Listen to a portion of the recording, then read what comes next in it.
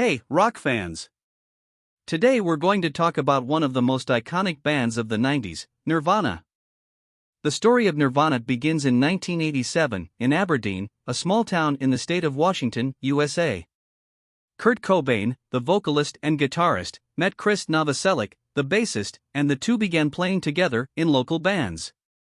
It wasn't until 1988 that they officially formed Nirvana with drummer Chad Channing. In 1989, the band released their first album, titled Bleach.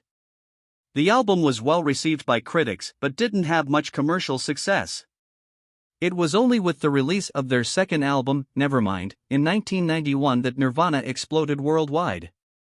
The album featured hits like Smells Like Teen Spirit, Come As You Are, and Lithium. Kurt Cobain became a pop culture icon and the band helped popularize grunge, a subgenre of rock that emerged in Seattle in the 80s.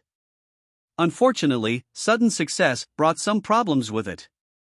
Kurt Cobain had been struggling with depression and drug addiction for years, and the pressure of fame only made things worse. In 1994, he was found dead in his home, apparently from suicide. The world was shocked by the news, and Nirvana ended there, at the age of 27. But the band's influence is still felt today. Nirvana paved the way for alternative rock and influenced generations of musicians. For example, in 2014, the band was inducted into the Rock and Roll Hall of Fame. And now, some trivia about the band. The name Nirvana was chosen by Kurt Cobain because he liked the idea of something that represented peace and freedom. The cover of the album Nevermind, with a baby swimming in a pool, became one of the most iconic in music history.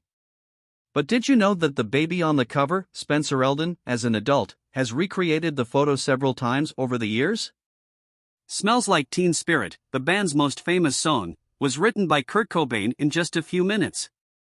He said he wanted to create a song with a heavy and powerful sound like those of the Pixies.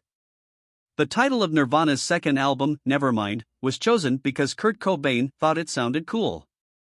He had no idea the album would become such a huge success.